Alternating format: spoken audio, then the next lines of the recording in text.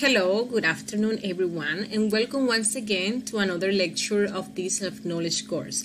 Today we'll be studying topic number 30 entitled Method to Awaken Consciousness, the two consciousness, objective and subjective. Today we'll be learning how consciousness is divided and what is the method to release and awaken it. We will learn how we can truly become awake and conscious beings. Many people associate being awake because they supposedly know that they are in a matrix, and many conspiracy theories are known. Theories that are part of a sleeping paranoid consciousness that believes it is awake.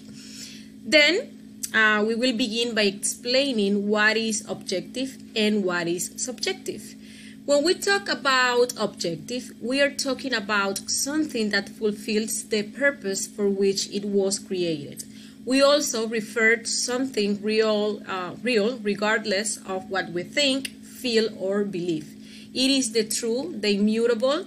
It is that which has a conscious goal. Contrary to the subjective, which depends on one's own opinions, beliefs, feelings, desires, and does not have a conscious goal.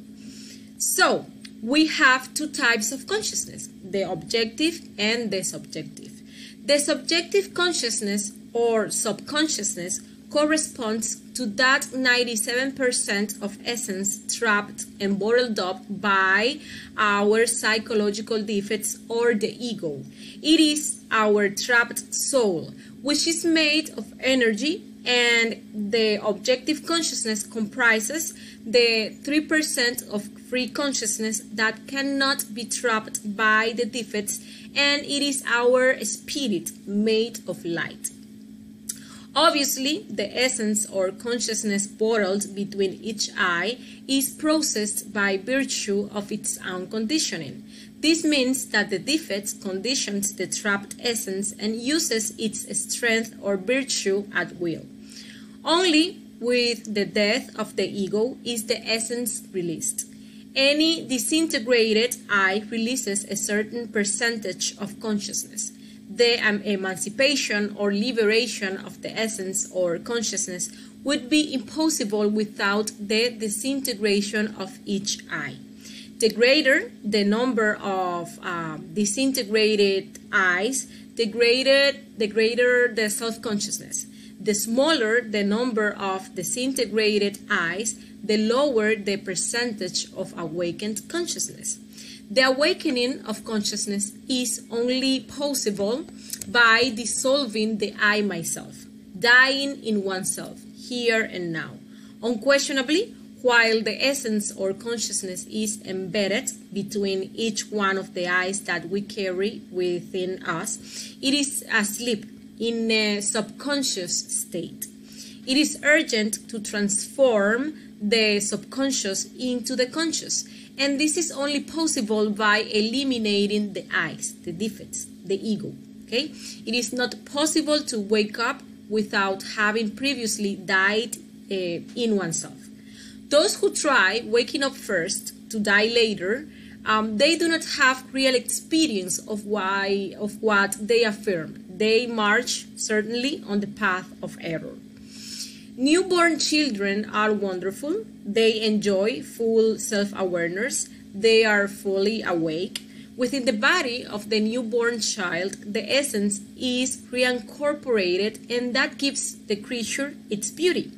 We do not want to say that 100% of the essence or consciousness is reincorporated in the newborn, but the free 3% that it is not bottled up among the eyes.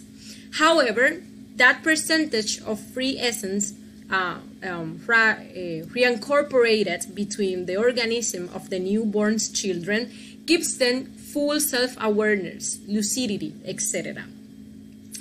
Adults see the newborn with pity. They think that the child is unconscious, but they are unfortunately mistaken. The newborn sees the adult as he really is, unconscious, cruel, perverse, etc. The eyes of the newborn come and go. They go around the cradle. They would like to enter the new body, but since the newborn has not yet manufactured the personality, all attempts of the eyes to enter in the new body, it is more than impossible. Sometimes the babies are frightened when they see those ghosts or defects that approach their crib, and they start to scream, to cry. But the adults do not understand this and assume that the child is sick or that they are hungry or thirsty. Such is the unconsciousness of adults. As the new personality is being formed, the eyes that come from previous existences are penetrating little by little in the new body. When the totality of the eyes has reincorporated, we appear in the world with that horrible interior ugliness that characterizes us.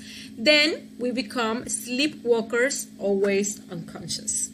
It is good to know that the 3% of free consciousness after the personality is created, although it is not trapped by the ego, falls asleep and becomes fascinated with the things of the personality, and there are few who later listen to the call of the consciousness again.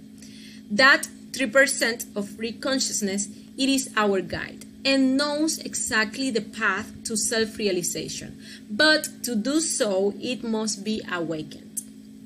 When we die, 3 things go to the grave: the physical body, the organic vital fund, and the personality. The vital background gradually disintegrates in front of the burial pit as the physical body also disintegrates.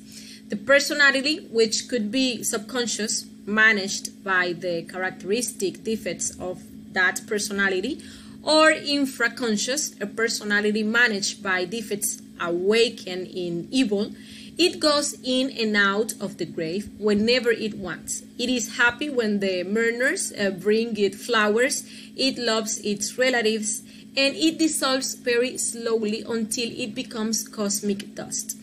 As it is an energetic vehicle, it feeds on the energy provided by bereaved relatives through their memories and suffering, reaching a point at which they can even materialize. Those are the so-called ghosts. With the death of the physical body, the ego does not die. It continues beyond the grave. The ego, the pluralized I, myself, a bunch of devils within which the essence is trapped, the consciousness. At its time, it returns and reincorporates itself in the next existence of the person, in the body of the child, as it is creating the personality. If it is that the person has not exhausted his 108 existences. The above allows us to observe that we must do 2 different jobs. The first thing will be to awaken the 3% of objective consciousness, and to wake it up, we must first begin to work with the 3 factors for the revolution of consciousness: psychological death for the elimination of the ego and the liberation of the trapped essence, spiritual birth to create the existential bodies of the being and fixing that released essence in our spine, and sacrifice for humanity to develop selfless love for humanity and generate merits to do the job.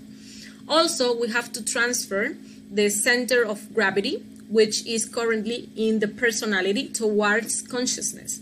We will do this by taking time away from the things of the personality and giving it to the things of the consciousness. Until then, our entire existence revolves around consciousness.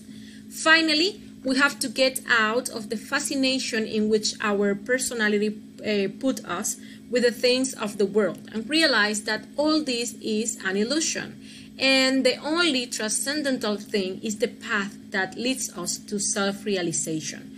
We must work to eliminate all those concepts that root our personality, as we explained in conference number 15.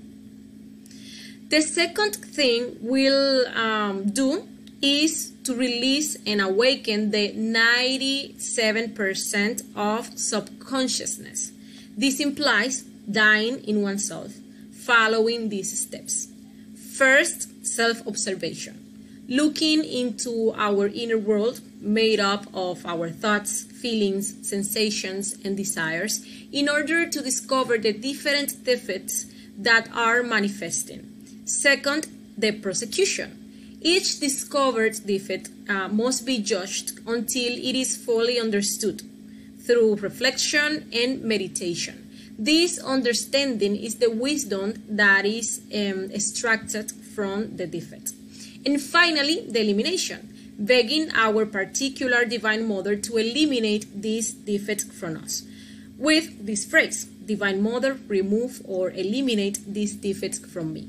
Let us remember that the Mother is part of our consciousness, is part of that 3% of free consciousness. She represents the force of love and fulfills the function of cleaning us from our defects.